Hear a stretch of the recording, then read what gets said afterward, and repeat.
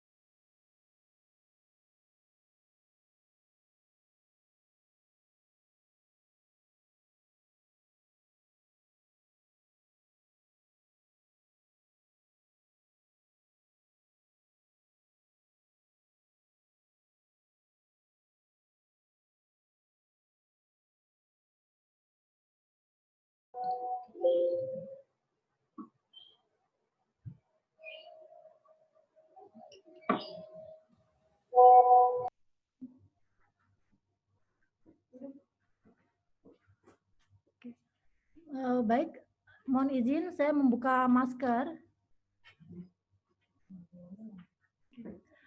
Assalamualaikum warahmatullahi wabarakatuh. Waalaikumsalam. Waalaikumsalam warahmatullahi wabarakatuh.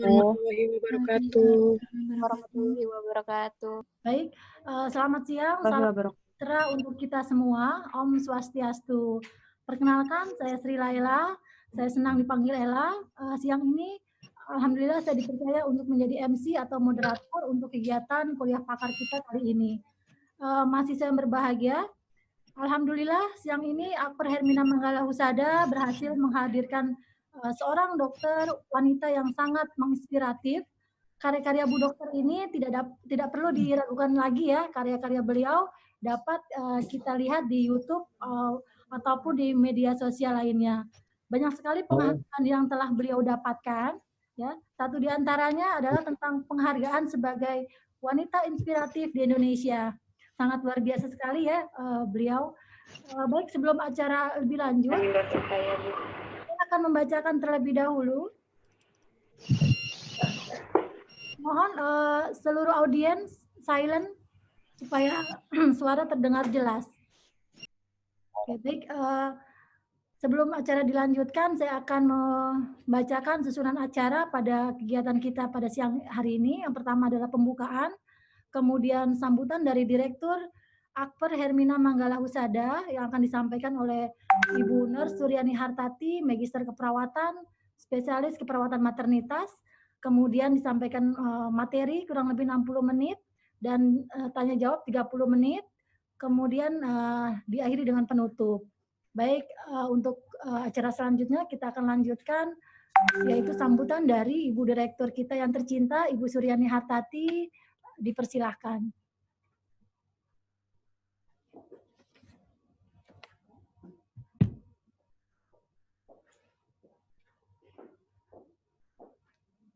Ya, Assalamualaikum warahmatullahi wabarakatuh. Selamat pagi, salam sejahtera untuk kita semua. Apa kabar semuanya? Luar biasa, alhamdulillah, luar biasa, sehat, sukses, yes ya. Ya biar kenal ya Bu Aisyah, selamat datang, terima kasih banyak, terima kasih Ibu berkenan untuk bisa mengisi kami para calon-calon perawat yang akan berjuang dan membantu pemerintah dalam penanganan COVID. Ya banyak sudah banyak membantu di era kesehatan. Pertama-tama kita ucapkan puji syukur kehadirat Allah Subhanahu wa taala atas berkat dan rahmatnya kami semua diberikan kekuatan, kesehatan ya.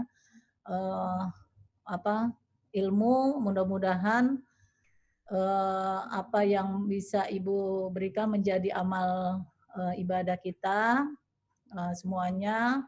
Dengan judul topik yang diberikan adalah bijak dalam dalam menggunakan media sosial, karena memang kalau dulu mulutmu adalah harimaumu, sekarang jarimu adalah harimaumu. Artinya kita harus hati-hati, apalagi anak-anak sekarang adalah masa milenial ya, walaupun kita jarang kena perawat, tetapi mahasiswa juga harus bijak dalam menggunakan, karena memang sebagian besar dengan adanya teknologi 4.0 ini adalah semua pembelajaran daring, semua melihat media sosial, semua belajar dari medsos, baik Facebook, YouTube, Instagram dan sebagainya. Jadi karena kita lockdown atau kita WFH atau kita di rumah, sehingga semua sarana informasi semua dari media. Jadi mudah-mudahan dengan kita datangkan Ibu ya pakar kita ini, Ibu Dr. Aisyah, terima kasih Ibu. Bisa memberikan inspirasi kepada kami mahasiswa Akademi Keperawatan Hermina ini. Mudah-mudahan mereka bisa mendapatkan ilmu, mendapatkan edukasi, mendapatkan mereka bisa bijak atau bisa tidak terkena hukum terkait dengan masalah-masalah media sosial yang saat ini ramai ya. Itu aja mungkin dari saya. Terima kasih. Sekali lagi saya ucapkan terima kasih Bu Aisyah bisa hadir di tengah-tengah kita. Terima kasih Bu. Itu aja dari saya. Wabillahi taufiq wal hidayah. Wassalamualaikum warahmatullahi wabarakatuh. Ya, selamat siang, selamat mendengarkan teman-teman. Mudah-mudahan bisa berinspirasi. Kalau perlu tanya jawab silakan ya, tanya pakarnya langsung terkait dengan bagaimana kita sebagai tenaga kesehatan atau sebagai perawat bisa menyikapi dengan baik. Ya itu aja mungkin. Ya saya akhiri, wabillahi taufiq wal hidayah. Wassalamualaikum warahmatullahi wabarakatuh.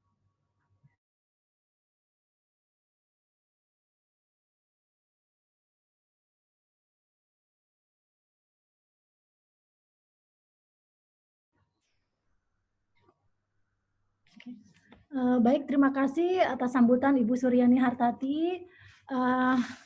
Kita lanjut ke acara berikutnya. Oke, baik. Mahasiswa yang berbahagia, seperti kita ketahui bersama bahwa tema kita siang ini adalah bijak dalam penggunaan media sosial untuk meraih prestasi. Ya, seperti kita ketahui bersama bahwa media sosial merupakan hal yang sangat penting ya, terutama untuk media komunikasi dan informasi di era globalisasi ini. Saya yakin mahasiswa semua yang ada di room ini semua memiliki medsos. Zaman sekarang nggak ada yang punya yang tidak punya medsos gitu ya. Nah, sesuai dengan tema siang ini, kita akan mendengarkan bersama-sama materi dari Ibu Dr. Aisyah kurang lebih 30 menit ya. Mari kita sambut dengan penuh kehangatan Dr. Aisyah Dahlan. Assalamualaikum, Dok. Waalaikumsalam warahmatullahi wabarakatuh. Sister Lela. Ya, salam sehat ya, Dok. Iya, salam sehat kembali semuanya ya Allah. Punten, Dok, ini saya bacakan CV terlebih dahulu ya, Dok. Oh gitu, mangga. Nggak usah semua lah. Ya, Pak. Yang penting-penting aja ya. Iya. Nah, ini CV Dr. Aisyah Dahlan ya. Kalian bisa lihat di layar ya, bahwa Dr. Aisyah Dahlan ini merupakan seorang dokter lulusan dari Universitas Hasanuddin. Kemudian beliau mengambil program profesi dokter-dokteran itu dari UGM Yogyakarta ya. Di sini juga dilihat bahwa beliau sempat melanjutkan ke Malaysia untuk drug abuse counselor, kayak keren. Dan kemudian mendapat certified hypnotherapist ya. Oke, next.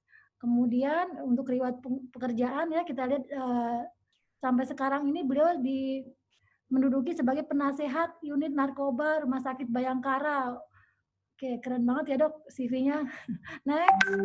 Nah, ini penghargaan yang beliau dapatkan lumayan banyak ya. Yang terakhir ini mendapatkan penghargaan sebagai perempuan inspiratif dari Indonesia, Organisasi Aksi Solidaritas Era Kabinet Kerja. Oke, baik, mungkin itu sekilas CV dari Dr. Aisyah Dahlan. Untuk berikutnya silakan kepada yang terhormat Dr. Aisyah Dahlan untuk menyampaikan materinya. Silakan, Dok. Terima kasih, Sister Lela. Sama-sama, Dok. Bismillahirrahmanirrahim. Assalamualaikum warahmatullahi wabarakatuh. Waalaikumsalam warahmatullahi wabarakatuh. Alhamdulillahirrabbilalamin. Allahumma sholli wa sallim ala Sayyidina Muhammad. Selamat siang sahabat-sahabat semuanya, teman-teman semuanya. Alhamdulillah bisa kumpul siang-siang ini ya. Terima kasih buat Direktur Akbar Hermina Manggala Husada, Ibu Suster Suryani Hartati. Terima kasih Ibu, tadi sambutannya luar biasa ya. Dan sebelumnya saya mau ini dulu ya, boleh nggak? Mau apa namanya, menyatakan perasaan ya. Saya karena Hermina itu nama ibu saya.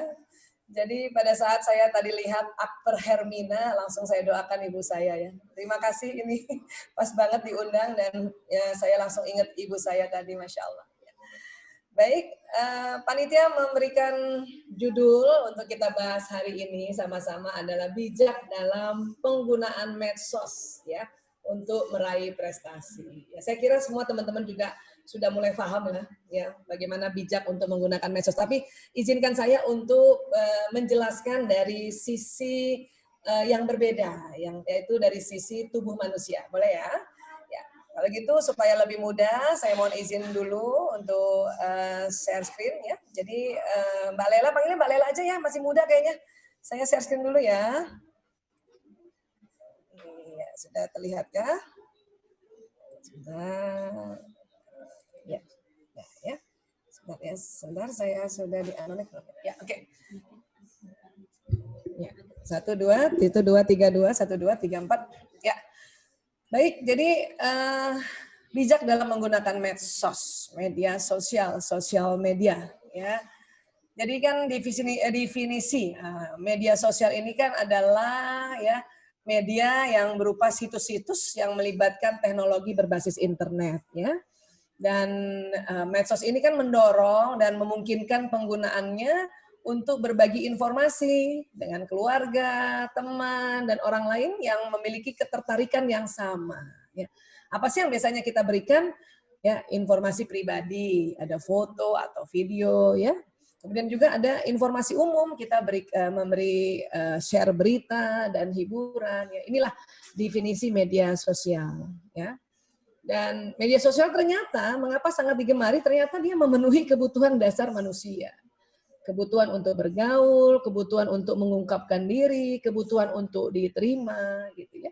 Walaupun sebetulnya kebutuhan dasar ini sudah sejak lama ada, hanya dengan kecanggihan teknologi sekarang, maka kebutuhan ini mudah di-share atau mudah dibagikan ke orang banyak, ya. Nah, sekarang kenapa bisa begitu? Nah, sekarang kan kita harus tahu ya, ada 5 generasi nih yang hidup saat ini ya. Masih ada generasi baby boomers ya, dan generasi X.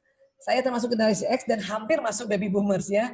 Dan ada generasi Y, ada generasi Z dan generasi Alpha. Ya, saat ini ada 5 generasi. Bahkan ada di baby boomer itu ya, ada sedikit yang di atas baby boomer yang masih hidup di saat ini ya.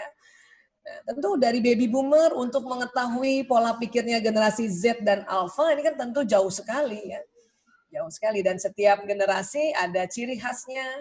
Baby boomer ini yang lahir antara 46 sampai 64, ini berjiwa petualang, optimistik dan berorientasi kerja dan anti pemerintah. Pada saat itu memang ini baru-baru merdeka di dunia ini rata-rata ya.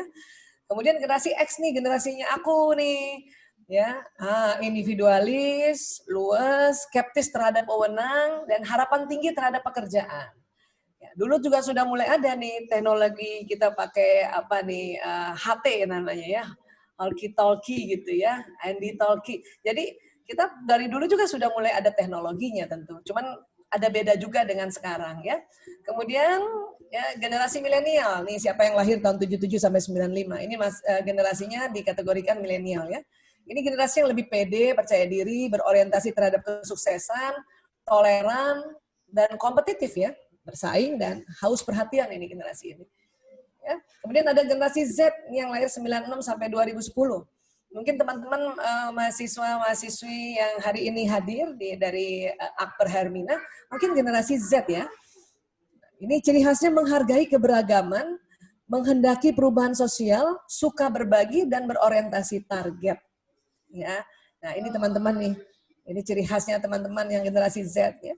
Nanti adik-adik kita nih, anak-anak kita atau cucu-cucu barangkali ada yang generasi baby boomer yang hari ini hadir, itu namanya generasi Alpha, 2010 sampai sekarang, bahkan sampai 2025 ya. Apa ciri khasnya? Nah, nanti dia ada ciri khas tersendiri nanti generasi Alpha. Tapi kita bicara dulu tentang milenial ya. Jadi milenial ini generasi yang lahir dan tumbuh di lingkungan serba digital. Ya, adik-adik yang mahasiswa sekarang ini termasuk milenial, bahkan sudah yang di bawahnya lagi milenial. Milenial yang disebut generasi Y. Ya. Ciri khasnya jadi tidak bisa lepas dari perangkat mobile mereka. Ya. Saya yang generasi X, saya juga harus ngerti ini. Supaya saya nggak panik kalau lihat anak saya perangkat mobilenya terus sama dia gitu ya. Ya, karena saya juga punya anak 5, 4 laki-laki, 1 perempuan, yang nomor 1 generasi milenial tuh, generasi Y. Karena dia lahir tahun 93. Mulai dari anak 2 sampai ke 5, mereka semua masuk kategori generasi Z.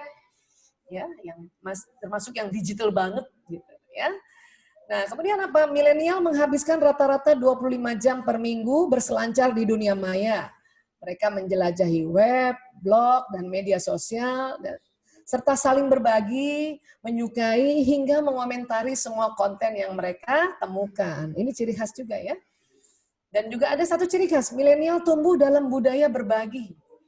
Jadi milenial ini mulai dari generasi Y sampai Alpha ini senang berbagi. Ya, contohnya apa? Senang apa-apa tuh kalau ada berita di-share, ya, di-share, dibagi.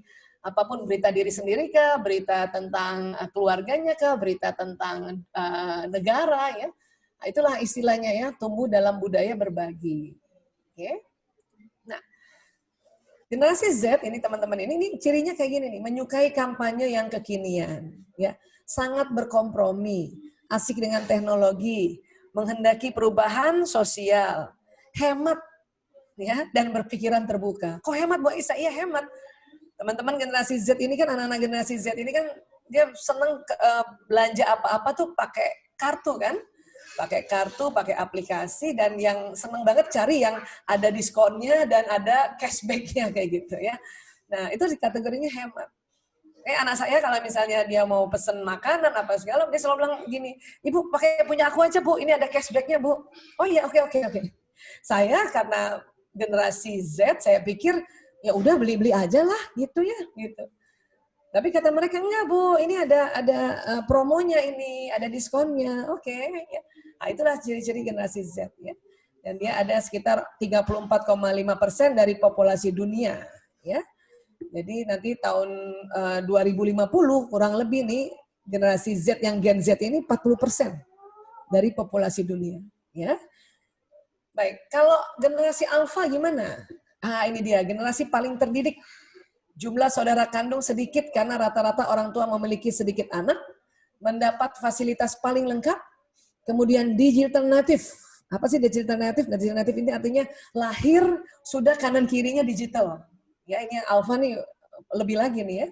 Kemudian semua mudah dicari di internet, kemungkinan besar memiliki daya juang rendah karena semuanya ada di internet. Tinggal ya kita ketik saja ya, googling ada di situ ya. Kemudian komunikasi verbal terbatas dan kurang berkembang dengan baik. Kenapa? Karena lebih sering ya sendirian, lebih sering berkomunikasi dengan gadgetnya ya.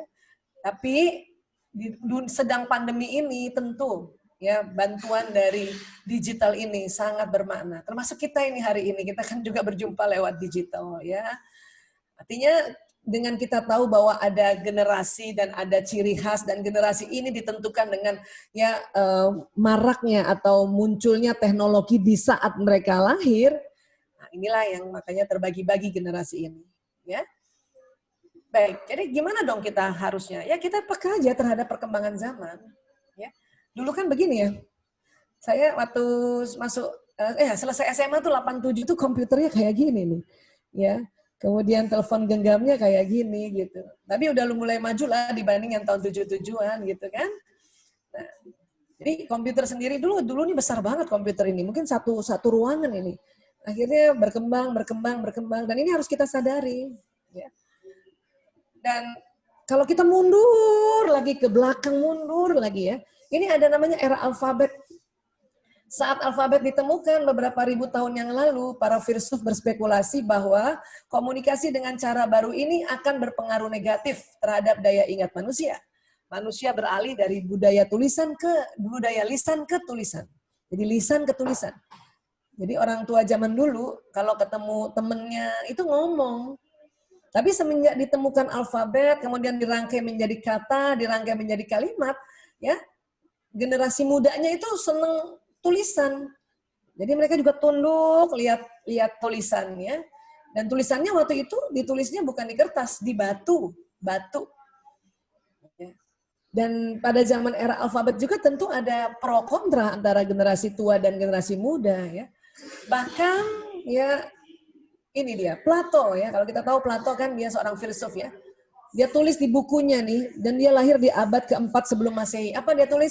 Karena penemuan Anda ini, atau tulisan, ya akan menciptakan lupa di jiwa para pelajar. Sebab mereka tidak akan menggunakan ingatan mereka akan mempercayai huruf-huruf yang ditulis di luar dan tidak mengingat sendiri. Jadi Plato tuh pernah marah. Dengan siapa? Dengan yang bikin tulisan ini. Dia marah, dia bilang bahwa nanti ini bahaya nih tulisan nih akan membuat lupa jiwa para pelajar. Tulisan nih, zaman tulisan. Ya, abad keempat sebelum Masehi. Jadi era dulu tulisan aja itu masalah banget itu.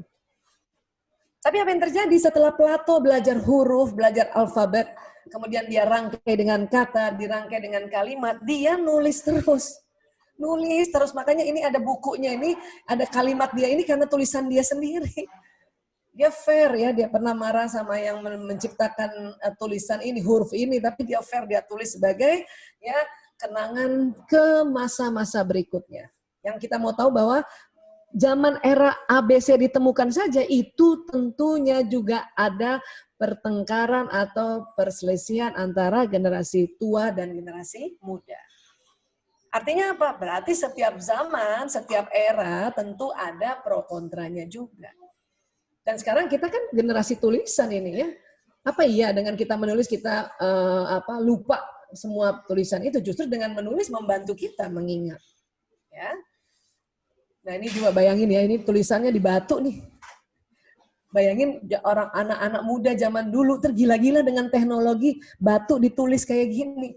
Nggak ada spasinya. Tapi waktu itu, anak-anak zaman waktu itu seneng banget baca ini. Dan dia nunduk terus. Makanya orang tua kesel, kenapa? Karena pada nunduk terus gitu. Sama kan sekarang juga kan? Apa yang beda? Ya teknologinya aja, medianya aja yang beda. Tapi dulu ini canggih banget. Kemudian ditemukan kertas.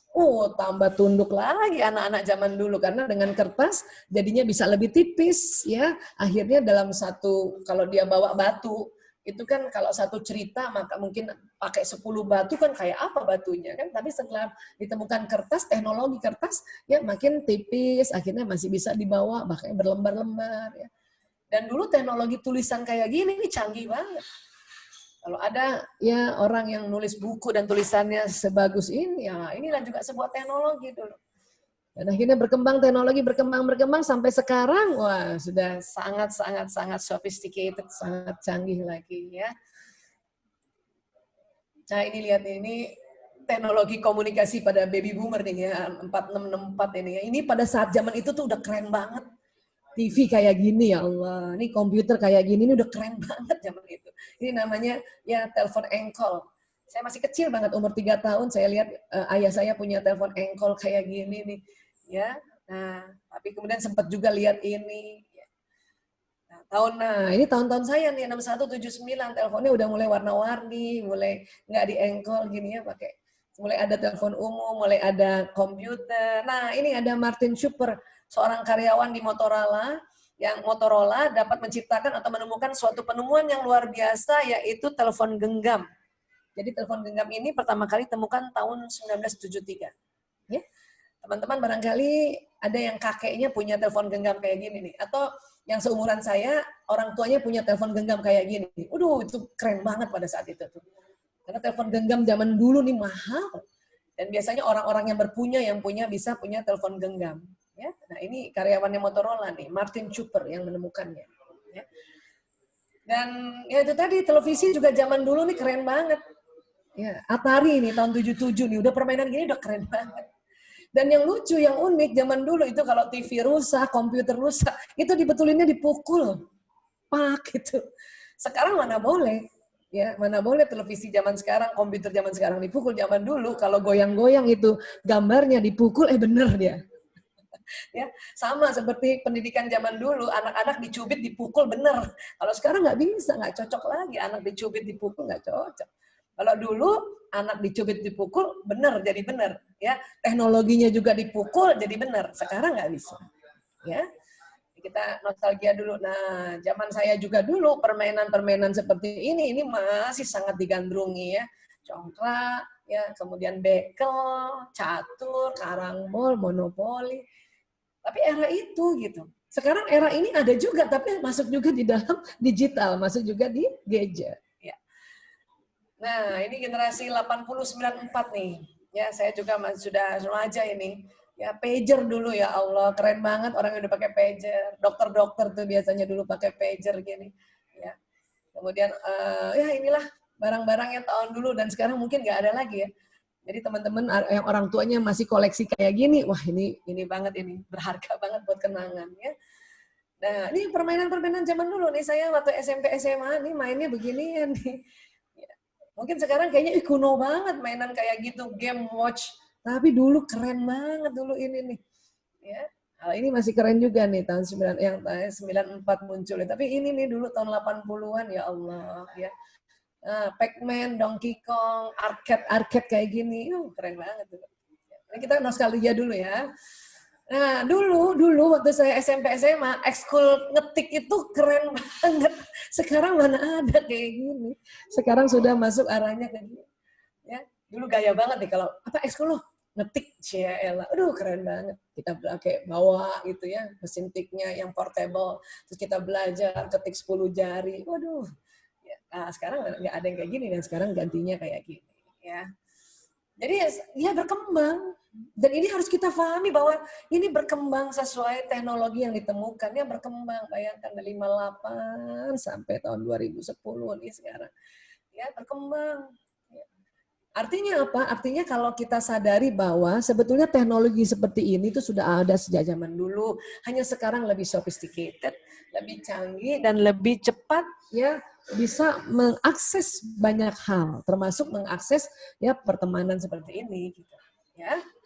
Nah, jadi kalau gitu supaya bijak gimana ya? Sudah, kita bijak aja. Dalam apa? Ya dalam berkomentar. Ya, bijak aja.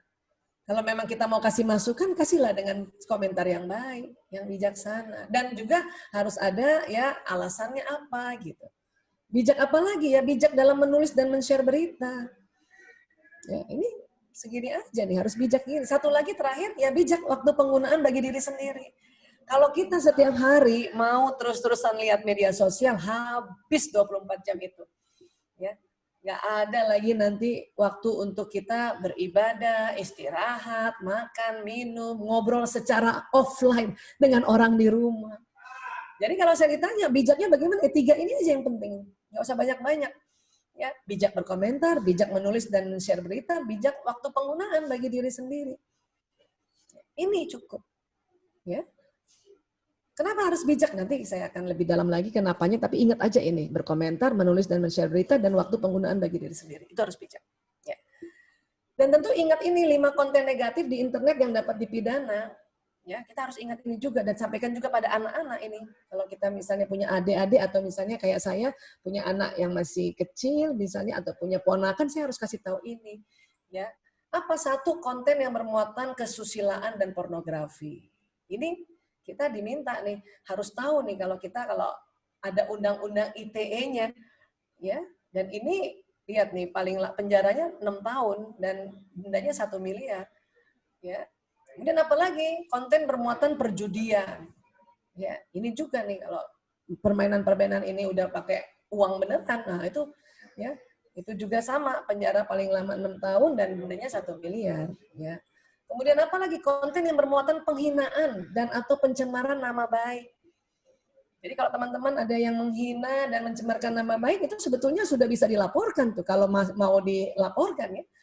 Ya, jadi Undang-Undang ITE-nya jelas nih pasal 27 ayat 3, Jo pasal 45 ayat 3. Ya. Terus apa lagi? Konten bermuatan pemerasan dan atau pengancaman. Kalau kita sudah mulai ada yang mengancam, meras kita, itu sudah bisa nih kita lapor ya karena ada dasarnya Undang-Undang ITE. Ya. Kemudian apa lagi? Konten yang menimbulkan konflik atau pertentangan berdasarkan sara. Nih, ditujukan menimbulkan rasa kebencian atau permusuhan individu dan atau kelompok masyarakat. Ya, ini juga kalau ada yang kayak gini nih, kita sudah tahu nih, oh ini melanggar Undang-Undang ITE nih. Ya, nah itu 5 yang penting tadi. Ya. Dan kemudian apa sih sebetulnya kalau kita bijak, apa yang terjadi di otak kita dan di badan kita ya? Kita lihat dulu, ini otak manusia, Allah ciptakan ada otak besar dan ada otak kecil, kemudian dibelah 2, belahan kanan dan belahan kiri. Ya. Teman-teman perawat ya, mahasiswa-mahasiswi akper pasti sudah juga belajar anatomi tentang ini kan? Dan yang saya mau bilang apa? Di dalam otak itu setelah kita tahu otak besar, otak kecil, kemudian terbagi 2, ada otak emosi di dalamnya. Ya, ada otak emosi. Setiap orang ada otak emosinya. Bahkan hewan golongan mamalia juga ada otak emosinya. Maka ini sering disebut otak mamalia. Ya. Nah, ini dia di tengah ini otak mamalia. Kadang-kadang kita sudah punya ilmu ya bahwa harus bermedsos dengan bijaksana ya. Harus kita ngerti ya, bijak dalam berkomentar, bijak dalam kita men-share berita, nulis berita, bijak untuk diri. Nah, itu kan ilmunya di sini nih, di prefrontal cortex kan. Tapi kalau mamalia kita tegang, batang otak kita tegang, itu kadang-kadang lupa loh. Ya, lupa. Makanya kita terpengaruh juga nih. Misal ada orang kasih berita hoax gitu ya. Terus kita terpengaruh, kita saking keselnya kita share, kita tanpa kita berpikir ini bijak nggak ya kita share. Ini benar nggak ya? Harusnya kita bijak, tapi kadang-kadang kalau udah lagi kesel, karena otak mamalia ini, otak marah, kesel dan sebagainya, itu nanti pada saat dia tegang memblokir ya ilmu-ilmu kita yang di depan sini, kan gitu. Ya. Teman-teman belajar di keperawatan, itu ilmunya tuh masuk di sini nih keperawatan. Ya. Termasuk itu tadi mau merawat pasien, tapi kemudian kesel atau marah, ini kadang-kadang ini ya otak limbiknya tegang, kita lupa tuh ilmu-ilmu keperawatan kita. Bagaimana harus kita ya bersopan santun pada pasien, menghargai, menghormati. Kadang-kadang kalau kita lagi kesel banget, ini otak mamalia ini bisa tegang dan ya memblokir ilmu-ilmu kita yang ada di sini. Ya. Nah, kita lihat ini limbic system, ya. Limbic system ini di tengah, ya ini terdiri dari ya struktur-struktur otak ya. Makanya disebut the limbic system. Di sini bertanggung jawab tentang pengeluaran hormonal-hormonal sehingga yang memunculkan ya emosi. Apa aja sih? Ya, nah, ada emosi negatif, ada yang apatis, sedih, takut, rakus mau buru-buru, marah, dan sombong. Ini ada semua di otak kita nih. Nah, ini dikategorikan emosi yang negatif. Ada di otak kita ya. Tapi di otak kita juga ada emosi yang positif. Apa saja ini dia? Semangat, menerima, damai, dan pencerahan. Jadi di otak emosi kita tadi, di limbic system ada yang negatif dan ada yang positif. Tinggal kalau kita lagi negatif atau kesel barangkali dikomentarin seseorang yang dan komentarnya nggak jelas ya, kesel. Iya boleh aja kesel. Itu wajar. Tapi kalau kelamaan kesel bahaya. Makanya harus cepat-cepat gimana caranya supaya keselnya ini bisa kita rilis sehingga kita kita terima ya, tapi dengan kita tenang aja, damai dan semangat juga ya. Atau paling tidak pas lihat komentar teman atau orang yang nggak kenal dan dia jelekin kita cuman ketawa aja sambil ya Allah kasihan banget ya orang ini. Harusnya begitu kan. Tapi tentu kita juga punya emosi yang negatif ini. Aduh kesel banget, wajar. Aduh aku marah banget ya nih ke orang ngomelin sama wajar. Aku sedih banget nih ya orang-orang kok ya terprovokasi dengan berita-berita hoax. Wajar kita kayak gitu. Ya. Atau kadang-kadang saking ditanggapinnya berita-berita hoax itu atau komentar-komentar negatif, hati-hati bisa jadi apati loh, bisa menjadi merasa nggak guna saya. Hati-hati. Ini bahaya. Kenapa? Karena memang apati ini ada juga di otak emosi kita. Tapi kalau kesel sedih, nggak apa-apa dong. Ya boleh, emang dia ada juga di otak. Cuman kalau kelamaan ini emosi-emosi takut, sedih ini bisa apati, ini bisa merasa putus asa. Lama-lama depresi. Merasa nggak ada gunanya, terus menyakiti diri sendiri. Hati-hati, banyak banget orang ya yang gara-gara media sosial jatuh di situ. Ya. Gimana dong Mbak Isa? Penasaran juga kalau nggak dibaca. Nah, kalau mau membaca, konsekuensinya atau tadi ada emosi negatif. Ya. Terus gimana supaya dia bisa seperti ini? Tarik nafas panjang. Ya, buat kita yang keluarga muslim, kita istighfar. Ya, astagfirullahaladzim. Perbanyak istighfar, astagfirullahaladzim. Astagfirullahaladzim. Ya Allah, astagfirullahaladzim, ini orang kok, gitu ya, kita boleh kok ngadu sama Allah, ya Allah, ini orang kok nggak ngerti, sok-sokan banget dia kirim kabar, atau sok-sokan amat dia berkomentar, istighfar aja, astagfirullahaladzim, ya Allah, astagfirullahaladzim. Istighfar dulu, buat kita keluarga muslimnya, mungkin teman-teman yang Katolik, Nasrani, Protestan, Hindu, Buddha, ada cara-cara yang diajarkan oleh agama masing-masing. Ya? Tapi buat kita yang muslim istighfar, panjang istighfar, astagfirullahaladzim ya Allah. Maka emosi yang negatif tadi akan masuk ke sini. Terima, damai, semangat gitu ya. Kenapa sih harus kita rubah Bu Aisyah? Kenapa kita nggak kesel aja? Kan dia emang jahat banget dia komentarnya kayak gini kan. Kenapa kita nggak benci aja? Begini, di otak kita ini karena ada listriknya bekerja, karena di otak kita itu ada 100 miliar neuron atau sel otak, dan setiap sel otak itu ada listriknya, maka di otak kita ini ada gelombang elektromagnetiknya, ada brainwave-nya. Ya. Kalau nanti kelamaan kita marah, kelamaan kita kesel itu bukan hanya ada di otak kita, dia bisa jalan loh. Dia bisa ya memvibrasi orang sekeliling. Dan akhirnya apa, orang sekeliling jadi nggak enak perasaannya juga gitu. Kok bisa sih ada brainwave-nya Bu Aisyah? Iya, karena di otak kita kan banyak neuron tuh. Dan saat ini setiap detiknya neuron ini bekerja dan di situ ada ya, jalannya impuls listrik, ada neurotransmitter, ada ya, dan ini jalan terus. Ini aja sudah dibikin slow motion ini. Aslinya lebih cepat lagi jalannya listrik ini. Makanya di otak kita ya bisa diukur gelombangnya, bisa diukur wave-nya. Makanya ada teori namanya brain wave. Kenapa? Karena ini tadi listrik yang jalan di neuron kita. Diukur pakai alat namanya elektroencephalogram. Makanya diketahui bahwa otak manusia itu ada ya listriknya jalan dan bahkan dia membentuk gelombang. Ya. Dan memang gelombang energi otak itu daya listriknya memang mempunyai hanya dayanya 9 sampai 10 watt. Akan tetapi ketika daya listrik ini difokuskan, itu bisa seperti sinar laser yang mampu menembus rintangan yang sulit sekalipun.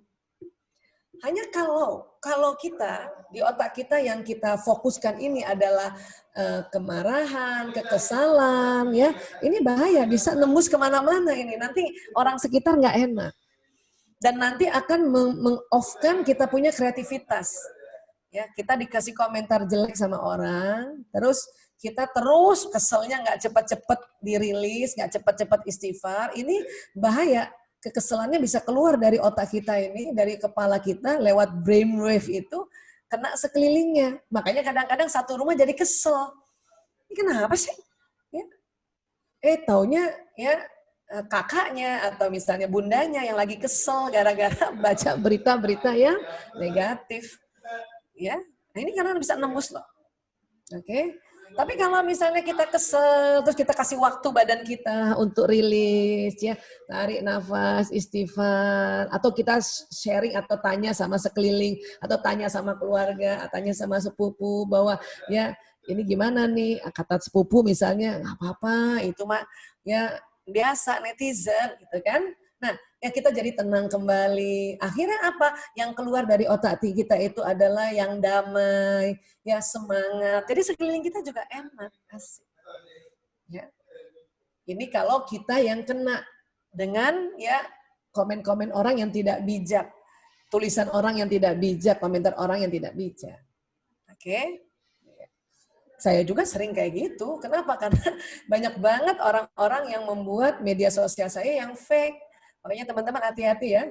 Dan kadang-kadang sudah mulai mengganggu atau sudah mulai juga ya apa ya meresahkan orang-orang, minta uang lah dari situ. Wah, itu yang bahaya tuh.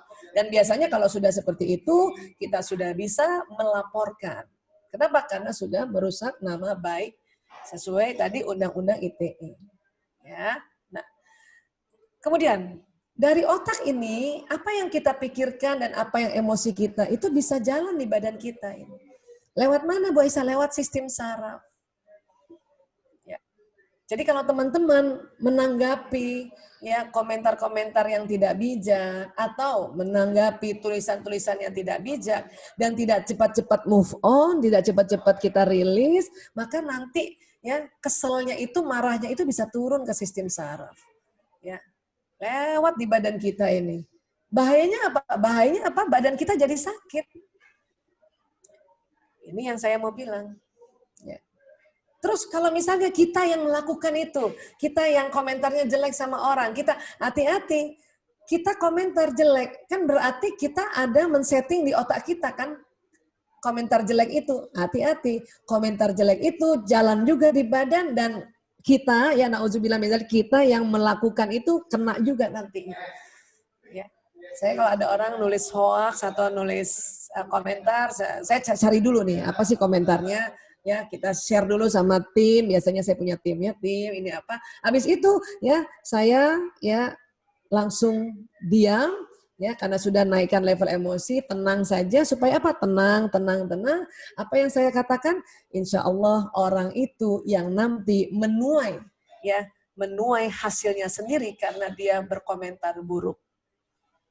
Kok bisa Bu Aiza? Ya, nanti kita belajar lagi lebih dalamnya. Nomor satu adalah orang itu yang berkomentar buruk sama kita siapapun itu, nanti badannya udah sakit sendiri. Kenapa? Komentar itu jalan di badan dia juga. Jalan di badan dia juga. Dan ya sistem saraf itu kan kayak kabel listrik nih. Ini kan sistem saraf tuh yang tadi ya jalan tuh di sumsum tulang kan, teman-teman mungkin ingat anatomi itu kan, itu terdiri dari kumpulan kabel-kabel saraf. Nanti dari tulang-tulang ya sumsum tulang belakang jalan ke seluruh tubuh tuh sistem saraf perifernya. Kan gitu. Itu membawa impuls listrik dan membawa pesan. Pesan apa ya? Pesan di otaknya dia. Kalau ada orang mau jelekin kita, berarti kan dia sudah men-setting di otaknya. Dan kalau dia terus-terusan jelekin kita, jelekin orang lain, jelekin itu, maka apa yang dipikirkan itu, yang jelek itu jalan di sistem sarafnya ini. Oke. Maka apa yang dia tulis bisa terjadi loh sama orang itu sendiri. Dan kebalikannya sekarang kita kan lihat nih, kita dengar, kita baca, ya. Dan kalau kita keseringan membaca berita-berita negatif, itu nanti masuk juga di otak kita dan jalan juga ke sistem saraf. Dan lewat neuron motorik, kecepatannya 320 km, dia jalan di sistem saraf ini. Memberi pesan juga pada tubuh kita. Makanya sarannya adalah, ya, nggak usah terlalu sering-sering lihat media sosial, apalagi yang ada komentar-komentar buruk. Baca 1 kali saja supaya untuk ya pembelajaran saja, habis itu abaikan. Kenapa? Kalau terus-terusan bahaya. Itu jadi virus di otak kita. Setelah itu jadi virus di badan kita, karena dia jalan lewat sistem saraf. Ini berita-berita yang terekam dengan mata, telinga, ucapan, apalagi kalau kita bacanya sambil diucapin juga ya. Ya, nah, itu dia jalan. Bahaya. Ya. Dan kemudian pesan itu akan jalan ke seluruh tubuh manusia. Pertama biasanya diterima di jantung dulu, di kolbu dulu. Ya. Nah ini jantung. Jantung ini ya luar biasa. Di jantung ini juga ada listriknya. Dan jantung ini yang disepakati oleh ulama sains, ulama yang belajar sains, inilah kolbu. Inilah kolbu. Ya.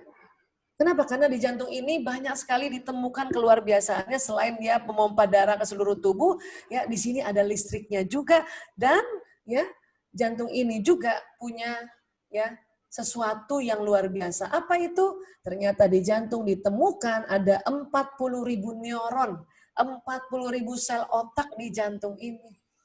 Mulai diteliti tahun 91 nih, ya. Oleh Dr. Armour dari Montreal, Kanada. Diperkuat lagi tiap tahun, makanya tahun 2000 ya sudah diumumkan oleh penelitian dari Lituania, oleh Neringa Pauzira dan kawan-kawan, bahwa di jantung itu ada 40.000 sel neuron atau sel saraf. Ya. Kalau di otak ini kan ada 100 miliar neuron tadi itu, yang kita lihat dia ada listriknya gitu ya. Jantung juga ada 40 miliar dan ada listriknya. Dan yang unik gini, ya. Jadi pada mulai dari Dr. Christian Barnard dari Afrika Selatan tahun 67 ini telah merintis transplantasi jantung, ya. Apa yang dilakukan, ya? Jadi tahun 95 nih, ini salah satu contohnya ya, sebenarnya banyak sekali. Ini contohnya, ada namanya Sonny Graham, dia mendapat jantung baru dari Terry Cottle. Ya, ini laki-laki sama laki-laki nih. Terry Cottle ini sudah meninggal, sama-sama usianya 33 tahun, ya. Persyaratan jantung donor dan jantung yang untuk Sonny Graham sudah cocok, maka si Sonny Graham dapat jantungnya Terry Cottle. Selama 1 tahun hidupnya sehat Sonny Graham ini. Makanya dia bilang sama dokternya, ke Dr. Christian, dokter, adakah keluarganya Terry Cottle ini? Terus kata dokter, mau apa? Saya mau bilang terima kasih. Kenapa? Karena jantungnya sudah ya ada di saya dan saya hidup sehat sudah 1 tahun ini. Kata Dr. Christian ada istrinya. Oke, ya. Akhirnya dipanggil dan dipertemukan. Nama istrinya Terry Cottle itu Cheryl. Tapi kemudian pada saat Cheryl ketemu Sonny Graham jatuh hati. Termasuk Cheryl juga jatuh cinta sama Sonny Graham. Ya. Makanya mereka menikah berdua dan beberapa tahun hidup bahagia sekali. Tapi suatu ketika mereka bertengkar dan Sonny Graham bunuh diri dengan menembak kepalanya dengan pistol. Dan apa yang terjadi sebetulnya ternyata si suaminya Cheryl dulu nih, si Terry Cottle yang meninggal yang jantungnya diambil Sonny Graham, dia juga bunuh diri dengan menembak kepalanya dengan pistol yang merek pistolnya sama. Artinya apa? Artinya ya ternyata jantung ini punya otak tersendiri yang independen. Kenapa? Karena punya 40.000 neuron tadi. Ya. Dan kemudian jantung bisa melakukan fungsi merasakan, bisa belajar, mengingat, dan berpikir. Jadi jantungnya si Terry Cottle ini ternyata ada memori-memori perilaku dia. Ya, termasuk perilaku dia bunuh diri. Masuk ke Sonny Graham. Sonny Graham mengikuti. Bahkan dengan jantungnya si Terry Cottle, ya Sonny Graham ketemu Cheryl jatuh hati, dan Cheryl juga ikut jatuh hati. Kenapa? Karena jantung ini memberikan vibrasi. vibrasi yang keluar dari tubuh. Ya. Jadi kemudian neuron dalam jantung itu nanti ada hormon kalmodulin yang mampu menyimpan proses belajar dan memori. Ini. Makanya jantung ini pada saat seseorang itu ya selalu marah, maka marahnya itu bisa terekam di jantung. Dan seseorang yang dia selalu menuliskan berita negatif, memberi komentar negatif, itu lama-lama selain otaknya yang negatif, lama-lama jantungnya juga negatif, kolbunya juga negatif. Maka ya kalau kolbunya negatif, maka seluruh jasadnya negatif nanti. Perilakunya negatif. Kalau jantungnya isinya selalu hal-hal yang buruk, maka perilakunya juga akan buruk. Itu buat orang-orang yang selalu ya berkomentar negatif dan memberikan ya berita yang negatif dan sebagainya. Itu bahayanya. Ya. Kita juga bahaya nggak, Bu Aisyah? Ya bahaya juga kalau kita selalu liatin, terus kita dengerin dan kita perhatikan itu terus. Ya. Kadang-kadang yang beri berita buruk kita kan cuma berapa persen lah, ya paling 5%. Lebih banyak yang mendukung kita. Udah lihat yang dukung aja. Tapi waktu kita lihat yang berita buruk, tetap kita baca satu kali cukup, terus istighfar, astagfirullahaladzim, ya Allah, astagfirullah. Mohon pada Allah untuk diangkat kekesalannya. Supaya apa? Supaya yang masuk di sini yang baik-baik. Ya. Dan kemudian jantung mempunyai medan elektromagnetik 5.000 kali lebih besar daripada otak. Tadi kita sudah belajar otak saja, brainwave-nya aja, itu sudah bisa kayak laser nembus dinding kamar, dinding rumah kita. Apalagi medan elektromagnetik yang ada di jantung, di kolbu ini, dia 5.000 kali lebih besar dari otak. Penelitiannya di Institute of Hermet. Ya. Makanya dikatakan ini jantung ini, ya selain dia sudah bisa merekam apa yang kita pikirkan, apa yang kita rasa, apa yang kita lihat, apa yang kita dengar, apa yang kita ucapkan, apa yang kita kerjakan, ini bisa ya memberikan vibrasi sekelilingnya nih, kanan, kiri, depan, belakang. Ada penelitian juga, ada yang dalam kondisi rileks aja, dia bisa 3 meter kanan, kiri, depan, belakang. Dan menurut Dr. Rolin McCarthy bersama teman-temannya, penelitian di Institute of Hermet, ini kerjasama antara UK dan Saudi Arabia, apa dia bilang? Vibrasi gelombang elektromagnetik jantung dapat mengirimkan pesan kepada aktivitas otak dan jantung orang lain. Atau kalau jantung kita sebut kolbu ya, vibrasi gelombang elektromagnetik kolbu dapat mengirimkan pesan pada aktivitas otak dan kolbu orang lain. Dan Paul Persal berkata, jantung dapat merasa dan mengingat, dan ia mengirimkan getaran untuk berkomunikasi dengan jantung-jantung lain. Ia juga membantu pengaturan imunitas tubuh, ia juga mengirimkan informasi pada setiap detakan seluruh tubuh. Jadi Paul Persal ini, ya beliau juga yang termasuk menemukan yang 40.000 neuron, mengatakan bahwa jantung ini merasa dan bisa mengingat dan bisa ngirim getaran. Kemana? Ke jantung-jantung orang sekeliling kita, ke kolbu-kolbu orang sekeliling kita. Makanya pada orang-orang yang memang setiap hari kerjanya bikin hal yang buruk-buruk, bahkan termasuk dia bikin akun-akun fake, itu hati-hati loh. Hati-hati.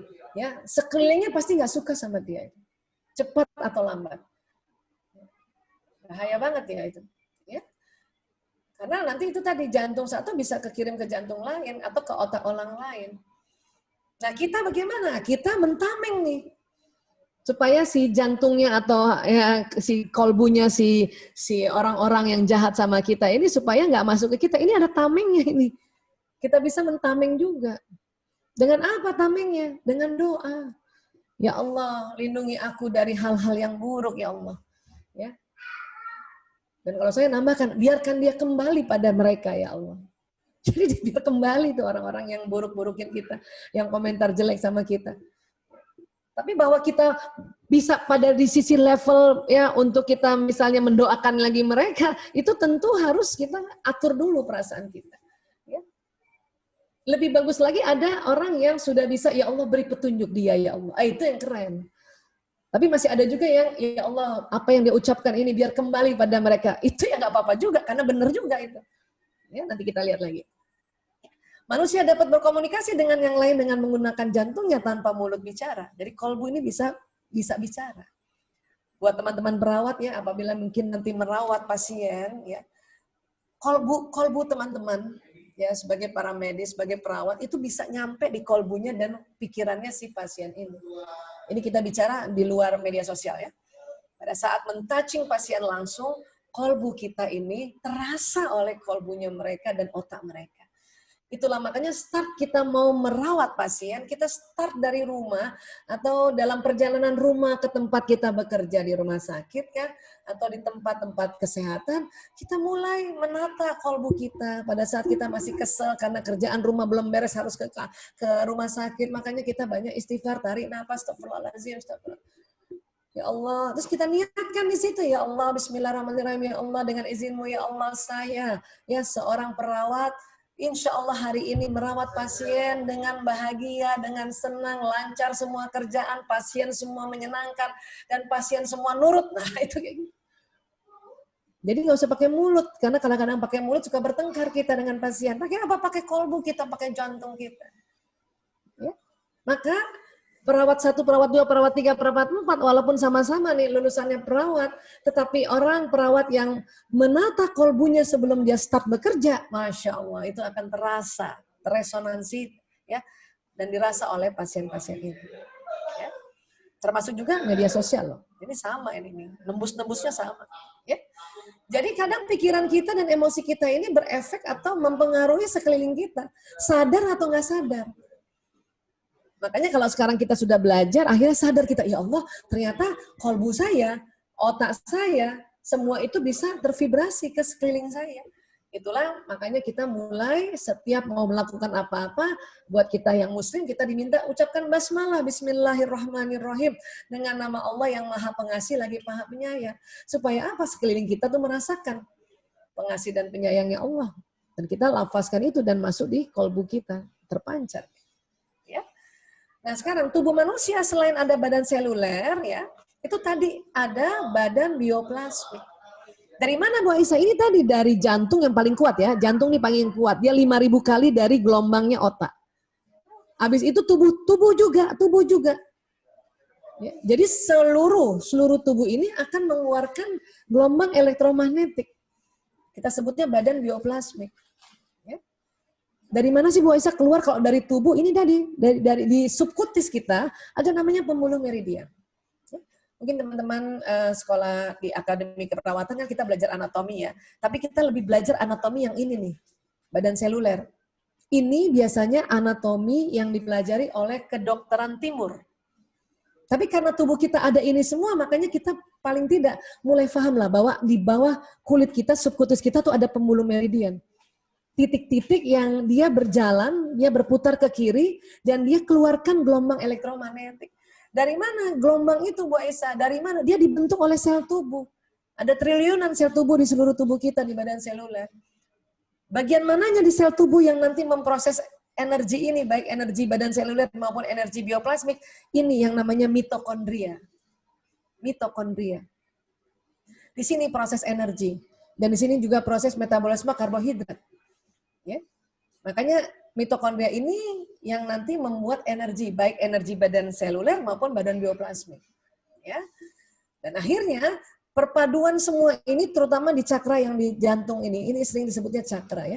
Ini mengeluarkan gelombang elektromagnetik. Buat apa gelombang itu? Ya, ini tadi ya, ini kalau misalnya kita pergi ke akupuntur, kita sering lihat titik-titik ini ya. Ini namanya pembuluh meridian ini. Di titik-titik ini itu dia ya ada gelombang energi yang berputar ke kiri. Kalau dia berputarnya lancar, gelombangnya keluar lancar. Kalau dia tersumbat, nah itulah kadang-kadang dikasih jarum untuk distimulasi, makanya akupuntur atau pakai pijetan disebut acupressure atau ada yang pakai bekam. Jadi kalau terapi-terapi alternatif itu dia bermain di di pembuluh meridian ini ya. Nah, tadi ya jadi keluar. Oke. Nah, jadi bioplasmik ini nih ada anatominya. Saya kasih penjelaskan anatomi yang lebih global aja ya. Jadi gelombang ini ada lapisan-lapisannya, paling dekat namanya eterik, agak jauh sedikit astral. Yang ini kausal. Dan ada gelombang yang di luar kausal ini namanya spiritual ini. Dan spiritual ini keluar pada saat apa? Berdoa, bersalawat, berniat dan berprasangka. Itulah hati-hati kalau kita berbuat prasangka buruk, maka prasangka buruk itu bisa jalan ke alam semesta. Dan gelombang spiritual ini punya sifat kayak magnet. Dia bisa menarik, apa yang ditarik peristiwa, apa yang ditarik kejadian, apa yang ditarik orang, apa yang ditarik benda-benda. Makanya pada saat kenapa kita berdoa itu, ya doa yang kita lafazkan bisa kejadian sama kita karena didorong oleh gelombang spiritual ini dan dia ditarik ke kita. Berniat juga begitu. Buat kita yang muslim pada saat kita bersolawat ini memperpanjang sinyal. Dan sinyal ini jumpa dengan ya ruh Rasulullah SAW. Pada saat kita berniat juga gitu, ini akan keluar lewat gelombang spiritual ini. Dan dia ditarik, niatan itu ditarik dan terjadi sama kita. Dan juga prasangka. Nah ini hati-hati ini. Prasangka ini juga ditarik. Orang-orang yang bermedia sosial tidak bijak, ya hati-hati dia bisa narik sendiri apa kata-katanya itu. Ya, apa kata-katanya. Dan kita yang kena tidak bijaknya orang-orang ini, tenang saja. Kenapa kita punya tameng? Apa tameng yang namanya gelombang kausal ini? Dia depan, belakang, kanan, kiri. Kadang 3 meter, 5 meter. Kalau kita rajin ibadah bisa sampai 8 meter. Pada saat orang ngomongin kita lewat omongan kah atau lewat media sosial itu bisa kalau kita kuat tameng kita dia berbalik pada dia. Dan buat orang-orang yang ya nggak sadar bahwa dia bikin berita buruk, bikin akun orang yang itu kena sama dia satu ketika kena dia. Kalau makanya ada secara awam orang bilang awas dia kena batunya gitu.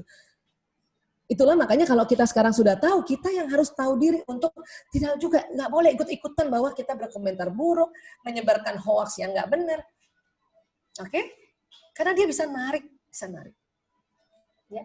Dunia ini tidak pernah diam, meskipun dalam keheningan selalu bergetar dalam vibrasi yang tidak tertangkap panca indera. Ah, ini hati-hati.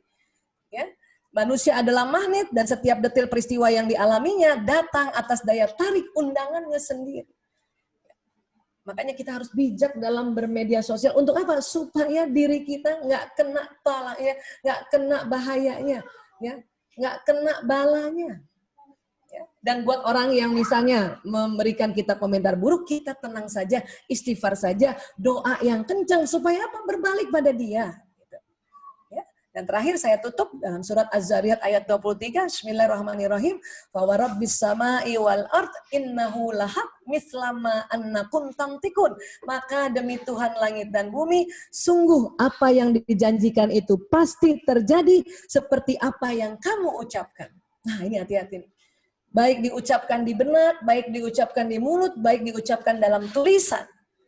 Makanya mengapa kita kalau untuk tulisan, tolong bikin status yang bagus. Supaya apa? Itu terjadi. Ya.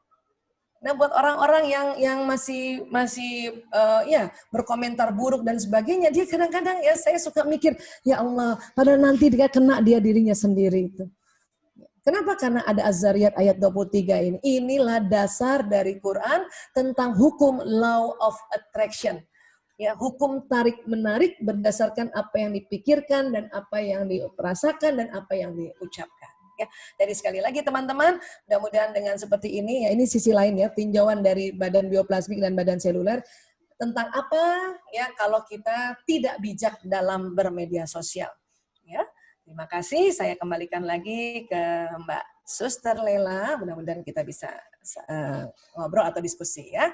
Terima kasih mabar batin. Assalamualaikum warahmatullahi wabarakatuh. Saya kembalikan ke Suster Sri Laila. MCAP, SPCAP, C. Enggak, Mbak Lela.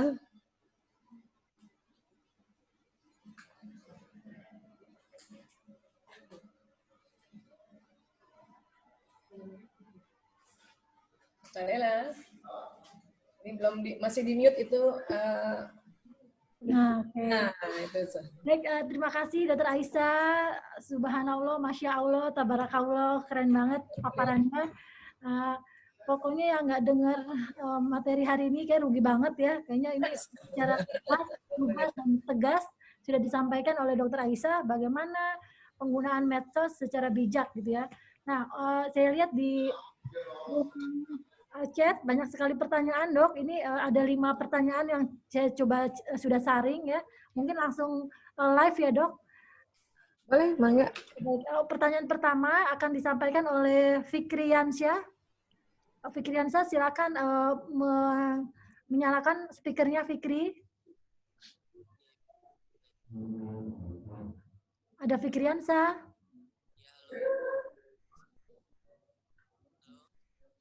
Ada. Oke, kalau Fikriansa belum bisa masuk, pertanyaan berikutnya ada dari Anissa. Sudah ada, itu sudah ada. Siap. Oke, baik, Fikriansa, silakan bertanya kepada narasumber secara langsung. Silakan.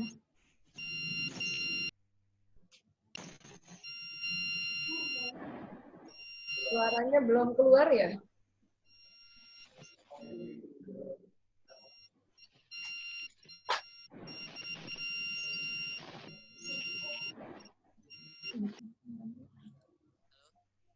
Oke, sepertinya masih ada gangguan ya, Dok. Kita skip dulu, lanjut ke pertanyaan berikutnya dari Anissa Salsadira, ada? Iya, Bu. Ya, silakan Anissa Salsadira, dipersilakan. Assalamualaikum warahmatullahi wabarakatuh. Waalaikumsalam warahmatullahi wabarakatuh. Perkenalkan, nama saya Anissa Salsadira dari tingkat 1B. Izin bertanya kepada Dr. Aisyah, Ya. bagaimana upaya Ibu yang dilakukan agar kita dapat terhindar dari paparan hoaks saat bersosial media? Terima kasih. Terima kasih. Mbak Nisa umur berapa? Masih muda banget? 18. Oh, 18 ya Allah. Ya. Ya, tadi sih sebetulnya sudah kita bahas sama-sama ya, supaya kita terhindar dari hoax dan sebagainya ya. Sebenarnya kan ini era keterbukaan nih. Jadi kita nggak bisa juga larang orang untuk berkomentar negatif pada kita atau menyebarkan hoax gitu ya. Terutama tentang diri kita misalnya ya. Kita nggak bisa larang juga karena memang bedanya teknologi sekarang ini keterbukaannya makin lebih kuat lagi.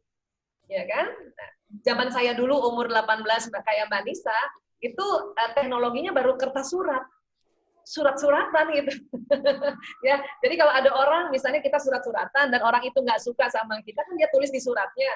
Tapi kan baru datang lagi nanti 2 pekan berikutnya. Jadi kan lama gitu ya. Nah, jadi saat ini yang nanti membedakan itu adalah satu medianya, kedua keterbukaannya. Ya, nah kita nggak bisa tolak itu. Maka caranya adalah kalau komentar itu bikin kesel kita dan terstimulasi emosi negatif, karena kita tahu ya tadi emosi ada di otak kita ya, di limbic system. Maka kita tenang dulu. Cara tenangnya itu tarik nafas. Astagfirullahaladzim. Tapi kita perempuan suka ngomong kan, kita perempuan suka cerita kan. Barangkali ada orang sekitar di situ, barangkali bunda kah atau temen kah, kita cerita, ih aku kesel banget ya nih orang nih, ya bikin berita hoax tentang aku misalnya gitu ya, atau dia komentar jelek banget, kesel banget ya, itu boleh, masih kayak gitu masih boleh. Ya, tapi tolong cepat-cepat move on. Supaya apa? Karena kalau kita omongin lagi hasil hoaxnya orang atau komentar orang pada kita terlalu lama, kita omongin sama orang sekitar kita, itu bisa narik ke kita loh. Ya. Cuman kita punya dikasih Allah itu waktu tunda, biasanya waktu tunda. Kalau kita nggak kenal orangnya, yang ngasih komentar itu dikasih waktu 3 jam waktu tundanya tuh. Kita mau omongin dia kesel, dia ambil bantal ketak itu bolehlah sejam 2 jam itu, tapi nggak boleh lebih 3 jam. Kapan lebih 3 jam maka sinyal kita, vibrasi kita dorong ke kesalahan kita dan nanti kita seperti itu. Ya, makanya kita nauzubillah min dzalik. Kalau kita nggak kenal. Kalau kita kenal orangnya nih yang komentarin kita ternyata teman sekolah kah, tetangga kah, atau kerabat ya, itu dikasih waktu tundanya lebih lama 3 hari. Kadang karena kalau teman yang komentarin kita buruk, itu keselnya lebih kesel loh. Ini orang nggak kenal aku ya, kenapa dia itu lebih kesel kan? Makanya Allah kasih waktu tunda 3 hari. Boleh marah sampai 2 hari biarin, ya nggak usah takut dia narik gitu. Kalau kita kenal 3 hari. Makanya zaman dulu tuh siapa yang masih kecil tuh kalau musuhan sama temennya nggak boleh lebih 3 hari. Ada gitu nggak Mbak Nisa waktu masih muda? Karena kalau musuhan lebih 3 hari dia narik. Ya, nah. Kemudian kalau orang deket, misalnya nih dengan mama, papa, atau yang sudah menikah ya dengan suami, atau yang sudah punya anak dengan anak ya. Kalau kita kesel sama mereka bukan lewat media sosial ya, mungkin komentar mereka di grup keluarga, di WAG keluarga bikin kesel kita, itu waktu tundanya 3 bulan. Jadi kalau orang sama orang deket kita itu dikasih lama sama Allah 3 bulan. Kenapa?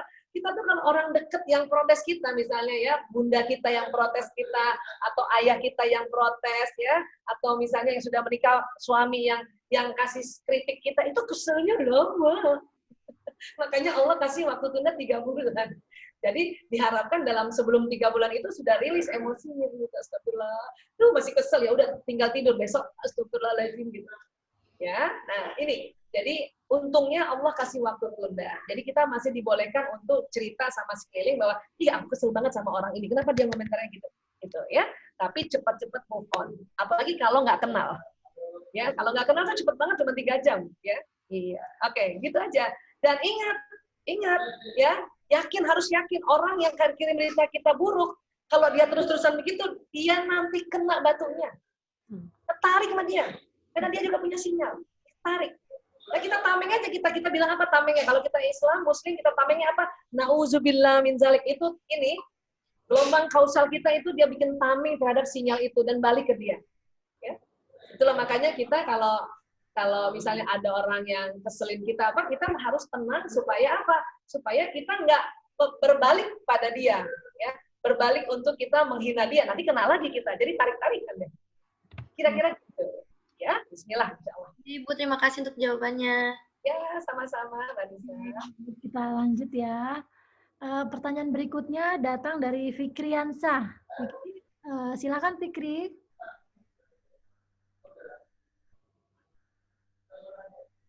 Mas Fikri. Nggak bisa ya? Oh, siap. Ada gangguan lagi sepertinya ya. Mungkin ditulis dulu di chat ya, nanti bisa kebaca ya. Oke, baik dok. Kita lanjut ke pertanyaan berikutnya dari Fauzia Lestari, ada? Iya Bu, ada. Silakan Fauzia. Ya, Assalamualaikum warahmatullahi wabarakatuh, dokter. Waalaikumsalam warahmatullahi wabarakatuh. Hai Mbak. Perkenalkan, saya Fauzia Lestari dari tingkat 3B. Jadi di sini saya ingin bertanya dokter, bagaimana pendapat dokter tentang penggunaan medsos sebagai pengajuan aspirasi masyarakat terhadap pemerintah atau yang biasa disebut demo sosial media dengan memtrendingkan tagar di sosial media khususnya Twitter seperti yang saat ini sedang terjadi. Terima kasih dokter. Terima kasih. Mbak Fauzia usia berapa? Saya 20 tahun. Oh, alhamdulillah. Baik.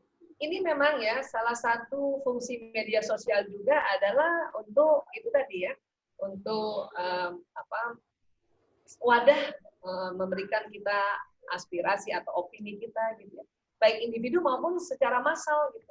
Nah, saya tergantung nih kalau misalnya demo sosial medianya baca dulu dan kita cari tahu dulu ini benar nggak ya? Terus apanya yang kita mau bantu belain itu harus tahu dulu.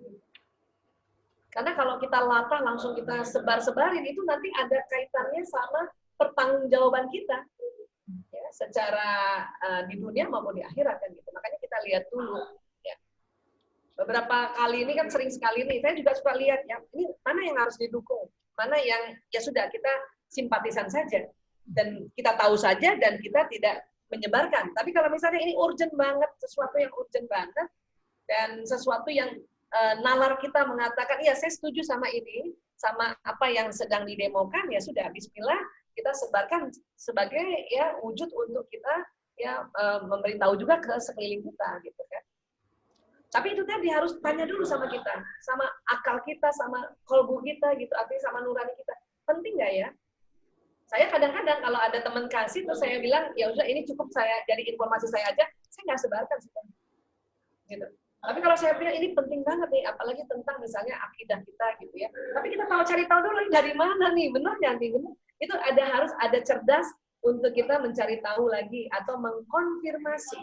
Ya, kadang-kadang di sini ya nanti akan beda dengan siapa yang sekolah, siapa yang belajar, siapa yang orang awam yang main langsung di-share aja kan gitu. Ya. Karena ada tanggung jawabnya loh itu. Ya. Ya, kira-kira gitu Mbak Fauzia. Ini sekarang rame banget nih. Iya dokter. Ya? Baik dokter, terima kasih untuk jawabannya. Sip. Lanjut ya dok. Ya, mari silakan. Kita lanjut ke pertanyaan berikutnya, datang dari Aura Renjani, ada? Ya, halo. Silakan Aura. Ya, saya ingin bertanya.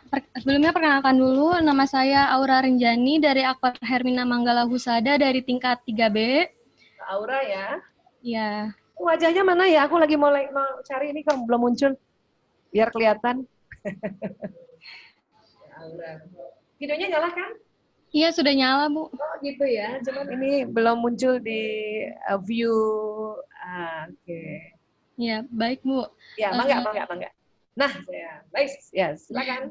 Panggilannya Mbak Rara ya? Iya, betul. Oke. Ya. Di sini saya masih bersangkut paut dengan pertanyaannya Fauzia Lestari. Ya, jadi sekarang kan lagi memang marak sekali tuh demo on media sosial ya. Ya. Lalu beberapa dari mereka juga banyak yang memancing emosi para warganet ternyata. Terus ada juga yang menjelek-jelekan apakah demo melalui media sosial ini dapat dikategorikan pada 5 konten negatif yang dapat dipidana seperti pada paparan yang sudah Ibu jelaskan atau bagaimana, Bu? Ya, tergantung kita lihat dia ada unsur saranya kah, kemudian atau unsur menjelekkan nama orang lain gitu kan. Kita lihat. Saya hari ini seharian belum buka media sosial karena dari pagi tugas terus ya. Saya belum, cuma orang-orang sudah pada bilang ada gini, ada gitu ya. Nah, kita ya mungkin cuma sedikit di antara orang banyak ya. Barangkali misalnya Mbak Rara nih pas baca gitu kan. Terus Mbak Rara melakukan pengendalian diri. Lihat dulu, kemudian konfirmasi dulu, terus cek adakah dia sudah mulai ada menjelekkan nama baik orang, kemudian apakah sudah bawa suku, agama, ras ya, gitu kan? Nah, kita bisa mulai deteksi, wah ini udah melanggar undang-undang ITE nih. Kalau gitu ya sudah sampai di kita aja, kita nggak sebarluaskan. Itu sudah sangat bijaksana. Ya. Atau kalau misalnya teman-teman masih sekolah atau mahasiswa kan sering juga ini diangkat di dalam pelajaran untuk misalnya untuk ya itu tadi kan latihan memberikan analisa dan opini gitu kan. Itu mangga aja kalau itu memang gunanya untuk melatih analisa kita ya. Tapi kalau kita sudah bisa deteksi, oh ini kayaknya melanggar undang-undang ITE ini, udahlah sampai saya aja nggak usah disebarluaskan gitu. Sudah, itu sudah sangat bijaksana. Mungkin cuma sedikit seperti itu Mbak Rara. Tapi sebagai pertanggungjawaban moral kita dunia akhirat, ya kita bisa terselamatkan. Gitu. Kalau memang kita lihat ini, ya demonya ini sudah mulai kacau balau gitu ya. Kalau saya biasanya kalau ada demo, ya saya cuma cari ada orang, ada ulama yang memang saya ikuti apa yang dia omongkan, saya cari ada nggak ngikut di situ? Ya, para ulama-ulama ini. Kalau para ulama nggak ikut, ini nggak mau ikut-ikutan juga gitu. Itu patokannya, kita mau cari tahu ini sebenarnya gimana ya kan? Kadang-kadang kan kita nggak ngerti nih, permainan elit atas kan kita nggak ngerti itu. Ya. Rahasia politik itu nggak ngerti, tapi kita cari. Karena kita mahasiswa juga, barangkali nih adik-adik mahasiswa atau siswa-siswi kepengen juga belajar untuk menganalisa, saya biasanya kalau saya cari. Ya, cari minimal paling top lah siapa misalnya, oh Agim, saya cari ada Agim nggak di sini, oh dia nggak ngikutin, ya sudah nggak ikutan, misalnya gitu ya. Terus saya cari lagi misalnya saya cari oh Ustadz Abi Maki, oh dia nggak ada komentar di sini misalnya ya. Kemudian atau Ustadz Husain Haikal misalnya, oh dia nggak komentar di sini, misalnya gitu ya. Ya Ustadz Adi misalnya, oh enggak dia nggak komentar, sudah kita nggak ikut-ikutan ini juga gitu. Memang betul-betul diperlukan kebijaksanaan dalam untuk paling tidak nggak men-share ulang, udah gitu doang. Ya. Kenapa? Karena itu sudah sangat bijaksana. Gitu Mbak Rara. Hari ini apa yang dibaca nih Mbak Rara hari ini tadi sebelum ikut seminar ini? Ada apa di negara kita lagi apa ini? Iya, lagi rame Bu untuk demo. Ya, itu elit politik yang bermain. Cuman bukan berarti kita nggak perlu tahu ya, perlu tahu loh. Kalau saya juga hal-hal yang negatif itu saya pasti baca satu kali saja. Satu kali. Kenapa? Kalau diulang-ulang, dia merusak di otak kita itu. Padahal belum tentu di sana juga, di atas-atas itu juga, ya mikirin kita gitu kan. Satu kali untuk tahu ada apa di negara. Saya belum buka, nanti sore setelah acara ini saya mau buka ada apa sih di negara kita sekarang ini. Tapi saya tahu ini permainan elit politik. Ya. Kira-kira gitu, Mbak Dara. Ya, baik, makasih Bu. Terima kasih, sukses Mbak Rara ya. Oke. Kita lanjut ke pertanyaan berikutnya ya. Kali ini datang dari Dava Alif Ramadan. Dava Alif Ramadan, ada? Cek. Ini ada Silakan Mas Dava. Dava. Mas Dava. Ya, Assalamualaikum warahmatullahi wabarakatuh. Waalaikumsalam warahmatullahi wabarakatuh. Selamat siang Bu, perkenalkan saya Dava Alif Ramadan dari tingkat 1A. Ya Mas Dava. Ya, pertanyaan saya, semisalkan ada satu orang yang dibully entah dari sosial media atau dari lingkungannya, lalu dia salah jalan mengonsumsi narkoba, itu kan dia akan mungkin tampil percaya diri atau happy atau tidak marah lah. Nah, terus apakah di sel sarafnya itu telah disebarkan termasuk ke sel energi positif atau tidak? Sementara kan saat dia mengonsumsi narkoba itu dia bisa pede atau happy atau tidak pernah marah saat dibully, Bu. Terima kasih, Bu. Terima kasih Mas Dava. Wah, luar biasa pertanyaannya ya. Mas Dava umur berapa tadi? 17 tahun, Bu. Masih muda banget. Mantap, mantap. Tapi udah bisa mikir kayak gini ya, bagus. Saya kebetulan memang, saya sejak tahun 98 kan saya dokter untuk narkoba. Sampai sekarang nih Mas. Ya. Jadi kalau ada orang dibully, kemudian dia sedih, kemudian dia marah, dan pokoknya hancur lah, luka ya. Terus dia ngobatin dengan pakai narkoba, itu sebetulnya solusi yang keliru. Ya. Memang golongan narkotika dan psikotropika dan obat-obatan ini di tahap awal memang nampaknya memberikan sesuatu yang gembira ya, atau istilahnya sangat gembira atau euforia. Ya, obat-obatan ini memang gitu. Ya, dia ada kandungan-kandungan yang kalau nanti masuk di otak kita, dia di limbik sistem tadi, di limbik sistem otak emosi tadi, dia mengeluarkan hormon-hormon dopamin yang sangat banyak. Jadi euforia, terlalu gembira. Solusi yang dilakukan ini atau solusi kalau sampai solusi itu membuat sangat gembira, itu malah keliru. Karena kalau orang pakai narkotika ini, dia akan sangat gembira dan mabuk, malah daya analisanya berkurang. Daya analisanya berkurang, akhirnya apa? Kadang dengan mabuk itu dia balas balik orang yang menghina dia barangkali lewat media sosial. Ya, akhirnya berantem di media sosial. Ya, atau mungkin dia nekat dengan pakai narkoba, ini kan nekat kan? Rata-rata kan goalnya adalah nekat. Dia datangin, dia cari di mana orang ini gitu kan. Akhirnya jadi solusi yang berantakan akhirnya. Ya. Itu narkoba ini luar biasa. Memang kalau dipakai dia dalam waktu ya, itu ya Mas ya. Narkotika ini terutama heroin itu dalam waktu cuma 7 detik, 1 2 3 4 5 6 7 itu otaknya dopaminnya banjir dan dia langsung mabok. Nah, maboknya orang pakai heroin itu malah tidur. Kebayang nggak? Dia gembira tapi tidur, dibawa tidur. Akhirnya dia mimpi aja, mimpi gembira. Ya. Nah, itu nanti setelah bereaksi sekitar 2 jam atau 3 jam, ya, itu langsung setelah itu dia menyusut efeknya terlalu ke bawah lagi sehingga membuat emosinya itu jadi sedih lagi, apati lagi, dan depresi. Dan karena narkoba ini adalah zat adiktif, kalau dipakai kemudian besoknya tidak dipakai, dia minta dipakai, jadi sebuah ketergantungan, maka dia akan cari lagi, dan kalau dicari lagi dosisnya naik lagi. Pecandu narkotika ini Mas, kalau minggu ini pakai 50.000, minggu depan nggak mempan 50.000, naik 100.000. Minggu depan naik 200.000, minggu depan naik 500.000, minggu depan naik 1 juta. Nah, akhirnya apa? Solusi yang dia ambil ini karena terlalu ekstrim, maka jadi masalah. Akhirnya dia hanya cari barang, cari uang untuk nutupin rasa withdrawal syndrome-nya atau SAO-nya badannya gara-gara narkotika ini. Ya. Dan akhirnya media sosialnya diacuhkan aja, tapi dia ngerusak diri sendiri. Ya. Jadi sebisanya kalau dibully orang, ya pakai cara-cara yang tadi kita belajar, yaitu kita serahkan pada Allah kembali, tarik nafas, ya. Buat kita yang muslim kita istighfar, dan ingat nggak usah baca lagi yang kedua kali, sudah, ya lepasin aja itu sudah. Kenapa? Karena memang ada budaya juga di netizen ini sengaja memang membuli orang, dan dia nggak tahu bahwa apa yang dia buliin ke orang akan balik ke dia. Kalau teman-teman masih kesel aja, nggak apa-apa. Teman-teman bayangin tameng ya, tameng badan teman-teman dengan tadi energi kausal, bilang, na'udzubillahi min zalik. Ya, terus kalau masih kesel juga, bayangin apa yang dia omongin, balik ke dia. Gitu aja nggak apa-apa.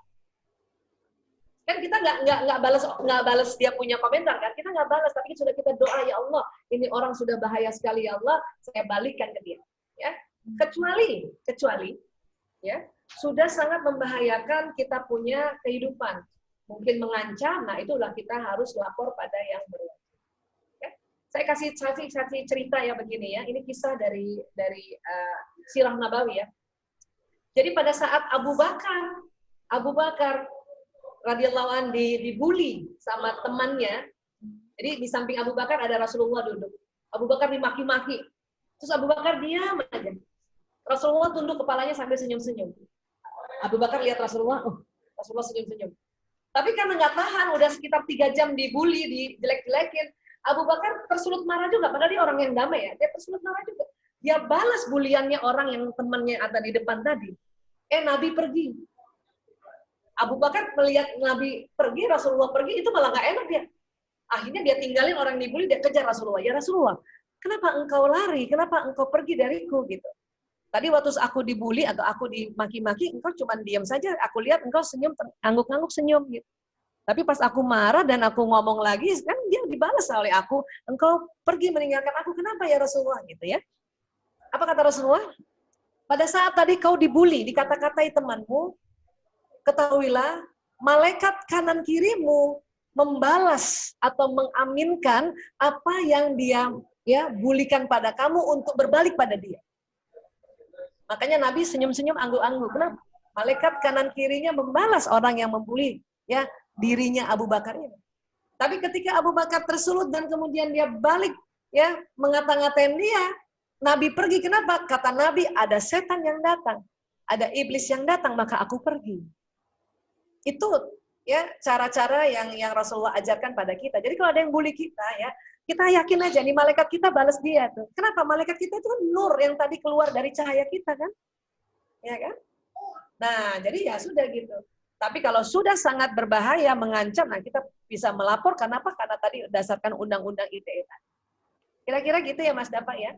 Jadi narkoba itu kalau boleh pilihannya pilihan yang ke 1 juta. Jangan pilihan pertama. Ya, urutan 1 juta. Ya, oke. Baik, terima kasih Terima Mas kasih Dapa. Bu. Ya, sukses terus ya Nak. Iya, amin Bu. Terima kasih. Baik, dokter. Bagus sekali ya, Dok. Dari pertanyaan dan jawaban. Satu lagi ya, Dok ya. Mangga. Baik, silakan Anisha Fitriani. Ada? Anisha? Iya, Bu. Ya, silakan. Hai Anisha. Baik, perkenalkan nama saya Anisha Fitriani dari tingkat 3A. Saya ingin bertanya, Dok, bagaimana tanggapan dokter tentang ujaran kebencian untuk tenaga kesehatan dan penyelesaiannya itu hanya meminta maaf dan juga pernyataan, misalnya tanda tangan gitu.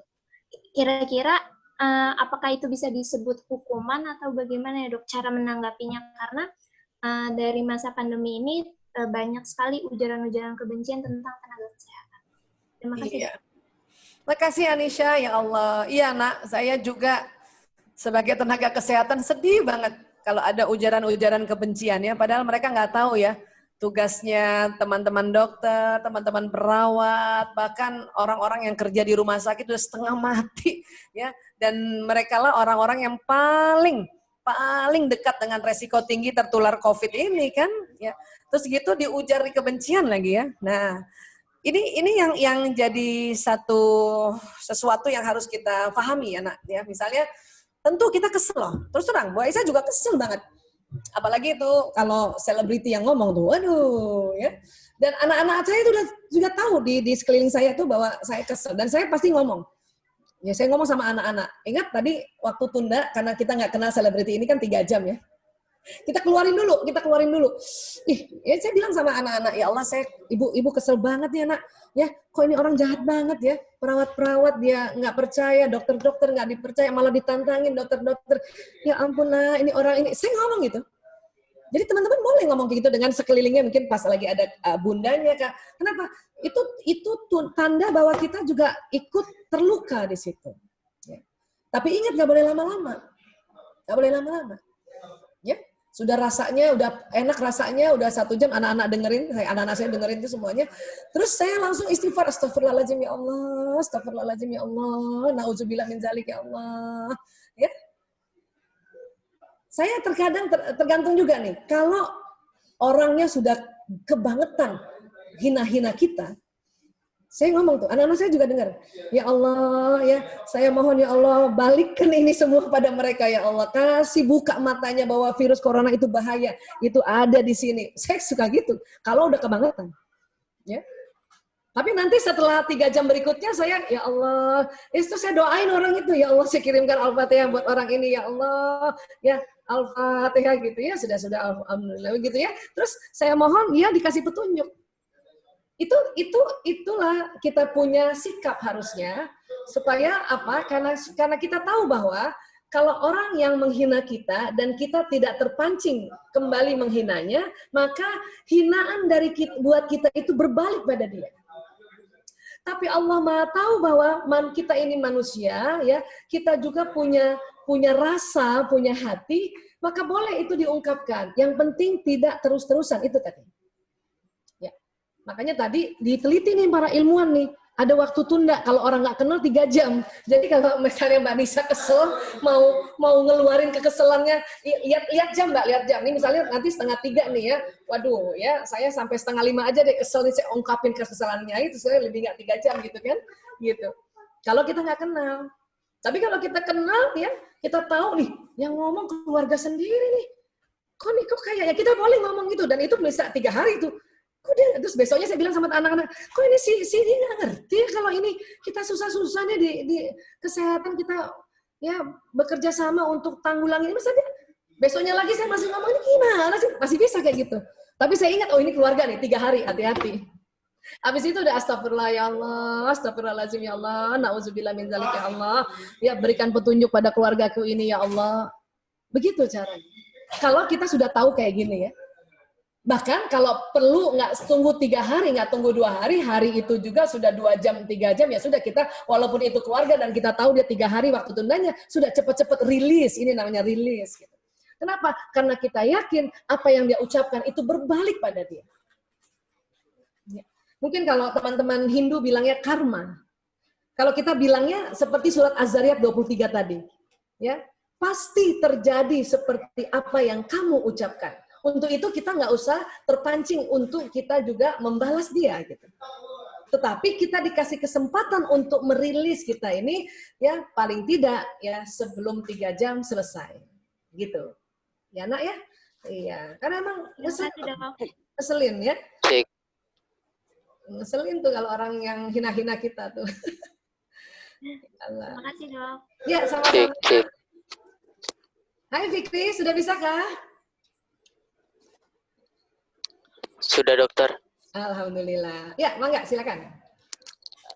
Ya dokter, perkenalkan nama saya Fikri Ansa dari kelas 3B. Ya. Saya ingin bertanya dok, gimana sih cara kita biar nggak gampang emosian gitu dok dalam menghadapi komentar orang, sedangkan komentar itu kita tahu bisa buat kita down. Ya, yang tadi itu, tadi kan kita juga sudah, ya hampir mirip ya. Misalnya kesel nih, Fikri pernah nggak di komentarin temen gitu bikin kesel? Sering banget dokter. Kasih contoh coba, kasih contoh. Misalnya nggak usah sebut orangnya ya. Apa komentar mereka kalau ke kamu sampai kamu bikin down? Bencong. Dibilangin gitu? Ya. Bencong segala. Pokoknya yang sejenis kayak ke cewek-cewekan gitu. Kadang orang tua pun orang tua sendiri ngomongin kayak gitu dok. Oh. Kelmer-kelmer lah segala macam. Waduh, ya. Ya, saya kadang buat emosi sendiri sih, Dok. Iya, aku paham ya. Biasanya apa perasaannya Fikri kalau pas dikatain orang kayak gitu? Sedih, marah atau apa? Kesel. Kesel ya. Kesel, kenapa harus gua gitu? Oke. Kenapa harus saya gitu? Ya, oke. Dan selama ini apa yang Fikri lakukan untuk menghadapi orang yang ngomong gini? Bu Aisyah mau tahu aja supaya saya barangkali yang Fikri sudah lakukan udah benar. Apa yang biasanya? Kalau Fikri dibilangin kayak gitu sama orang? Paling menyendiri doang dok, sendirian doang di kamar udah. Kalau nggak pergi kemana gitu sendirian. Oke. Gak ada tujuan. Oh iya, itu namanya salah satu self healing juga itu, teknik menyembuhkan diri juga itu. Atau disebutnya salah satu dari self healing kan macam-macam nih ya. Ada olahraga kah, atau dengar musik kah, atau me time kah, atau tidur kah gitu ya, atau makan, itu self healing ya. Salah satu dari self healing ya. Kamu berarti di kamar ya. Di kamar ngapain?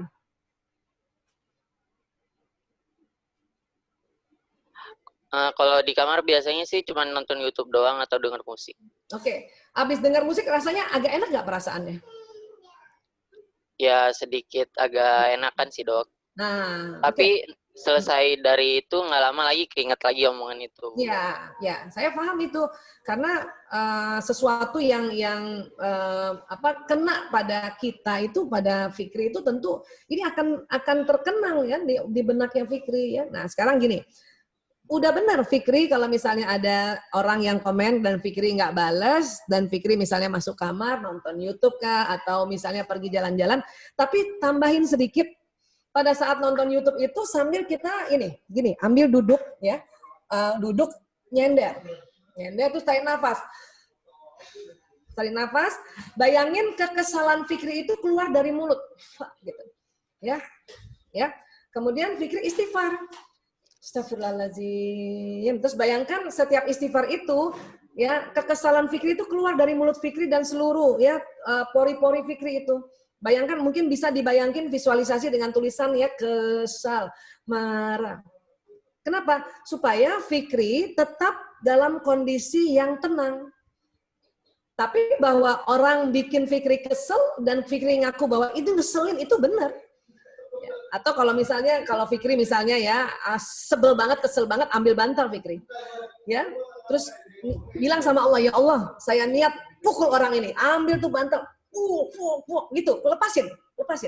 Kenapa? Karena nggak boleh emosi negatif itu kelamaan di otak kita, nanti turun di kolbu kita. Dan tadi kan kita udah belajar kolbu itu ada sel otaknya kan, dia merekam kan. Ini bahaya, karena kolbu ini nanti vibrasinya kan tinggi tuh, 5.000 kali dari otak tuh, ya. Ini bahaya. Nanti kalau Fikri kesel terus nggak dibuang, ya di kolbunya itu keluar kesel, maka akan narik peristiwa yang tambah kesel. Maka jangan heran besoknya ada yang ledekin lagi, gitu loh. Itu karena kita tarik. Nah, makanya Fikri harus mulai sadar bahwa ya saya kesel, saya marah sama orang ini, dan saya tidak boleh simpan karena nanti dia masuk di jantung saya. Ya, yang ditakutkan adalah dia memberikan vibrasi ke alam semesta, dia narik lagi. Untuk itu, ya sambil nonton YouTube ya Fikri tarik nafas, buang, istighfar, ya. Atau bisa teriak aja, gitu. Boleh gitu. Atau ambil bantal, ya bayangin aja pukul supaya dilepas. Karena kalau nggak dilepas dengan cara-cara seperti itu, Fikri akan masuk di dalam jantungnya Fikri. Ya. Tentunya kan kita nggak bisa dengan asli ya, datangnya dia kita pukul ya, apalagi kalau orang tua yang ngomong kayak gitu kan, apalagi orang tua ya. Nah, tapi Fikri nggak boleh nyimpen, makanya bayangin aja bantal ini siapa, minta izin sama Allah, ya Allah saya mohon izin ya Allah, saya kesel ya, saya mau keluarkan jengkelku ini sama orang ini. Ya, bayangin, pukul aja, tak. Nggak apa-apa, kan belum lebih 3 jam. Dan apa yang terjadi? Ya, orang itu ngerasa loh. Dan bisa jadi dia menyesal.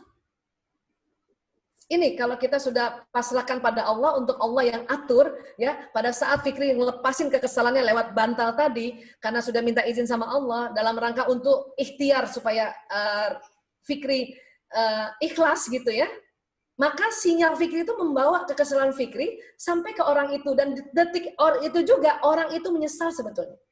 Cuman kadang ada orang yang gengsi minta maaf kan. Oke? Tapi Fikri jadi sehat. Nah, sudah selesai bayangin, nah baru astagfirullahaladzim ya Allah, saya maafkan dia ya Allah. Apa yang terjadi? Maka Fikri yang akan sukses, lebih sukses dari orang yang ngeledek-ledek Fikri ini. Percaya sama saya. Saya nih, ya saya ngurus narkoba ini tahun 98 sampai sekarang. Itu kan banyak banget orang yang kena narkoba kan dihina orang lain, bahkan orang tuanya menghina dia. Nah, Bu Aisyah ajarin teknik kayak gini. Dan mereka akhirnya tetap sukses, makin sukses, tetapi mereka dalam zona yang ikhlas. Dan akhirnya apa? Orang tua minta maaf, kakak adiknya yang hina dia minta maaf, teman-temannya juga minta maaf. Kayak gitu, Fikri. Oke? Oke, dokter. Makasih ya, Semangat ya, Kak, ya. dokter. Tetap semangat ya. Iya. Oke. Oke, baik. Terima kasih kepada Dr. Aisyah Dahlan. Dari sesi kuliah pakar kita siang ini ternyata ada 6 pertanyaan yang semuanya telah dijawab dengan jelas oleh narasumber kita ya. Dan kalau bisa disimpulkan bahwa bagaimana cara secara bijak menggunakan medsos khususnya untuk meraih prestasi, yang pertama adalah kita harus pandai bagaimana berkomentar. Kemudian kita juga harus bisa memanage dengan baik ya. Kemudian dan tahu cara mengurangi emosi sehingga tidak terbakar emosi ketika kita mendapatkan hal-hal negatif yang dari media sosial tadi gitu ya, Dok. Betul banget. Sama atur ya, Mbak. Atur penggunaannya. Karena kalau setiap hari lihat media sosial itu terpapar tuh. Ya. Ya, saya buka media sosial aja maunya cuma 3 jam aja, misalnya dari jam 5 sampai jam 9 atau start jam 8 misalnya kalau saya ya, jam 8 sampai jam 10. Selebihnya saya cuma paling chatting sama keluarga yang penting-penting gitu. Tapi media sosial tuh harus ada waktunya. Betul, Dok. Setuju, Dok. Ya, kalau enggak rusak badan, rusak otak, rusak jantung gitu. Iya, itu fungsi dari manajemen ya, Dok. Siap, oke. Jadi intinya adalah semoga mahasiswa Akper Hermina Manggala Husada semakin bijak dalam menggunakan media sosial ya. Amin. Amin. Baik, terima kasih kepada Dr. Aisyah Dahlan. Ini sepertinya ngaret sedikit, nggak apa-apa ya, Dok? Mohon maaf, Dok. Nggak apa-apa, tenang aja. Baik, tentunya materi hari ini sangat bermanfaat, khususnya untuk para mahasiswa ya. Semoga kedepannya kita menjadi manusia yang lebih baik. Gitu ya. Amin ya Allah, amin ya Allah, amin ya Allah. Selamat, terima kasih. Mohon maaf jika ada kesalahan ya, Dok. Oke. Sama-sama, insya Allah sukses terus ya semua teman-teman di Akademi Keperawatan Hermina Manggala Husada ya. Ya, insya Allah kalau kita ya tidak terpengaruh sering-sering sama media sosial, maka kita bisa kreatif. Energinya dipakai untuk kreativitas. Iya, yang positif ya, Dok. Iya, medsos tuh kadang-kadang narik energi kita loh. Hati-hati. Ya, hati-hati. Yang tadinya kita udah bagus berkarya dihantam sama medsos, kita lembek lagi. Ya udah, iya. Doain aja, balikin aja ke dia. Oh, saya sih masih ngajarin kalau anak-anak muda kayak gini masih muda, balikin aja. Ya hari ya, Dok, waktunya ya, Dok. Iya, tapi nggak kalau nggak dikenal 3 jam. Ya. Oke, baik, Dokter. Terima kasih banyak. Saya akhiri sampai di sini. Semoga kita dapat bertemu di kesempatan yang berbeda. Senyum yang berbeda juga ya, Dok. Akhiri, wassalamualaikum warahmatullahi wabarakatuh. Waalaikumsalam warahmatullahi wabarakatuh. Terima kasih. Sama-sama, Dok. Semuanya. Alhamdulillah. Foto bersama? Ya. Oke, Dokter izin foto bersama ya, Dok. Oh, baik. Mbak Lela, nanti kalau ada yang mau makalahnya nanti aku kirim ke panitia ya. Siap, Dok. Baik, terima kasih banyak. Baik. Mana tadi Fikri? Fikri semangat. Mana Fikri tadi? Semangat ya. 1. Kamera dibuka semua ya. Kameranya dibuka yuk. Alfia, Ibnu. Iya. Slide 1 ya. Ibnu mana Ibnu? 1, 2, 3. Sebentar. Slide berikutnya dibuka semua kameranya. 1, 2, 3. Sebentar, tahan. Tahan ya, Nak. 1, 2, 3. Tahan. Buka kameranya, ini slide 4. 1, 2, 3. Oke, lanjut. Lanjut. Iya. Oke. Sebentar. Oke, sudah, Dokter. Alhamdulillah. Selesai, Dok. Oke, selamat jumpa, Dok. Ya, terima kasih semuanya. Sukses ya. Pamit ya. Mari semuanya. Assalamualaikum. Waalaikumsalam warahmatullahi wabarakatuh.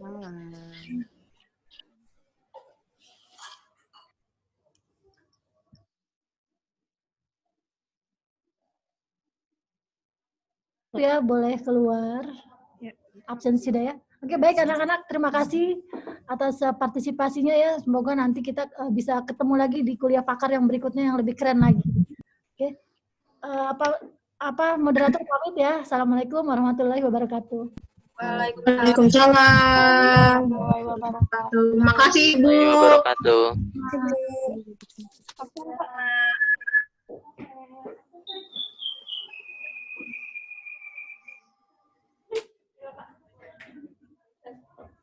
Ini ada